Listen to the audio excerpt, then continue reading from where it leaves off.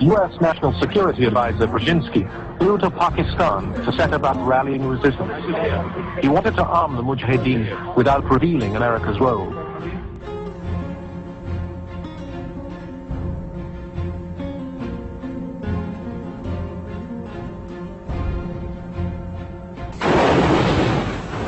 The Iraqis had already proved these tactics against Kurdish rebels, but their strategy failed to recognize that defensive armies could also move quickly into position.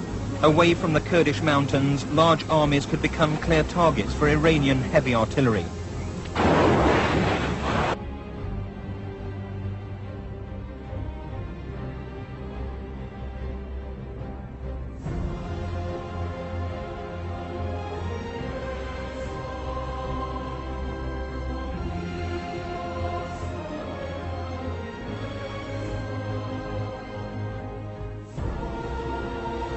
This does not mean stationing U.S. ground forces in the Arabian Peninsula, but it does mean American participation in joint exercises involving both air and ground forces.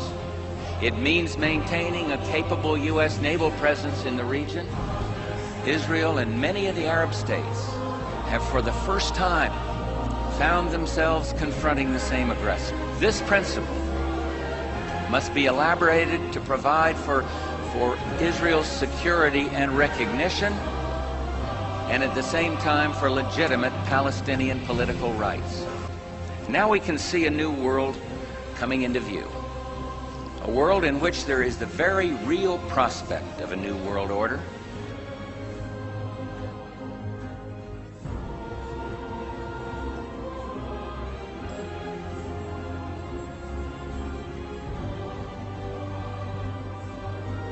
Saudi Arabian Foreign Minister Saud Al-Faisal on Friday said that his country has proposed to the United Nations to form an international body to fight terrorism across the globe. Our close friend and ally Kuwait, we've had an important strategic dialogue.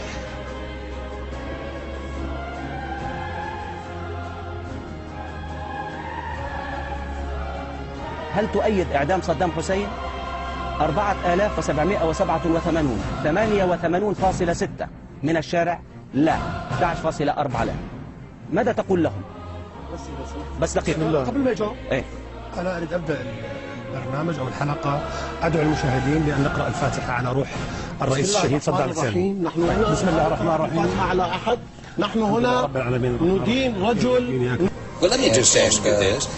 If they did not have these weapons of mass destruction, though, granted, all of that is true. Why then did they pose an immediate threat to us, to this country? You and a few other critics are the only people I've heard use the phrase immediate threat. I didn't. The president didn't. And it's become kind of folklore that that's what's happened. The president went... You're saying that nobody in the administration said that? I can't speak for nobody, everybody in the administration, and say nobody said that. The Vice President didn't say that? If you have any citations... I'd like to see it. We have one here. It says, some have argued that this is you speaking, some have argued that the nuclear threat from Iraq is not imminent, that Saddam is at least 5 to 7 years away from having nuclear weapons. I would not be so certain. Close to imminent. Well, I tried to be precise and I've tried to be accurate. No terrorist state poses a greater or more immediate threat to the security of our people and the stability of the world than the regime of Saddam Hussein in Iran.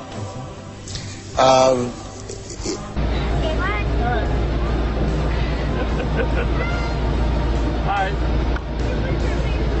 No. No, these. I need these. Alright. This violence was sparked by an incident involving this white car. Iraqi police say the car contained weapons and explosives and was driven by 2 undercover British servicemen dressed as Arabs. Iraqi police have issued these pictures of the men. The MOD's asked us not to identify them. They're accused of killing one Iraqi policeman and wounding another. A policeman approached them and then one of these guys fired at him. Then the police managed to capture them. They refused to say what their mission was. They said they were British soldiers and to ask their commander about their mission.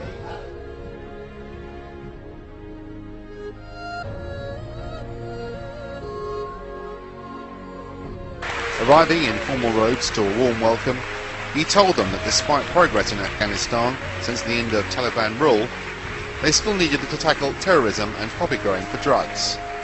That could only be done, he said, through cooperation with neighbouring Pakistan. I don't think, ladies and gentlemen, the number of foreign private military contractors in Pakistan has risen dramatically in the last few months. But do thousands and thousands of armed men on Pakistan's roads really add to security in the country? And we're now joined by our correspondent Alyona Minkowski, who's in Washington, D.C. Hello there, Alyona. So what can you tell us about this situation? Thanks, Julia. Well, that's the question that people are asking is, can they actually give more security in the country? Because at this point, these private military contractors are becoming better known for stirring up trouble than actually doing any good. We must root out terrorism and extremism. Immediately following the blast, Iran's religious leaders blamed the U.S. for the attack. What we can say without doubt about this issue is that the fingertips of America and Israel are definitely on this incident. So don't be fighting each other over chicken feed. That's what you're doing. Then in Sahih Muslim we are told, a Muslim ruler will die and there will be disagreement concerning succession.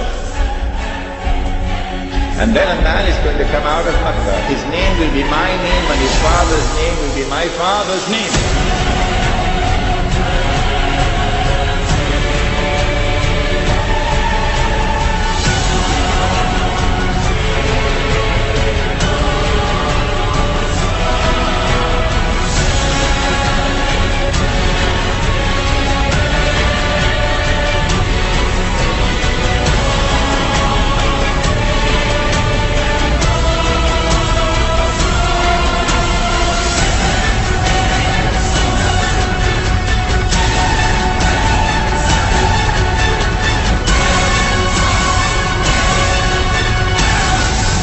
Said the Prophet ﷺ, he'll have a broad forehead and a large nose, and he'll be known as Al-Mahdi. Goodbye to bad rubbish.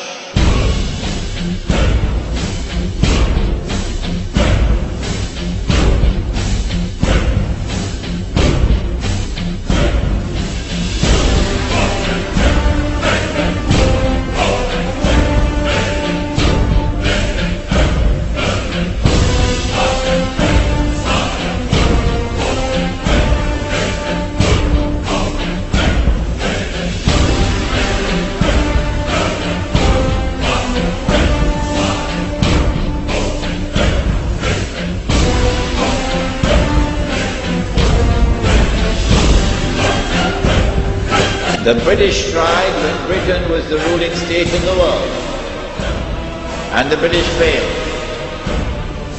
And then the Russians tried when they had the superpower, the Soviet Union. And after 12 years, the Russians failed. And guess who is trying now? Yes, the war in Khorasan has just begun, Mr. Bush. It has just begun. On that day, when Islam liberates Afghanistan, I believe it is that army which will be unstoppable until it reaches Jerusalem.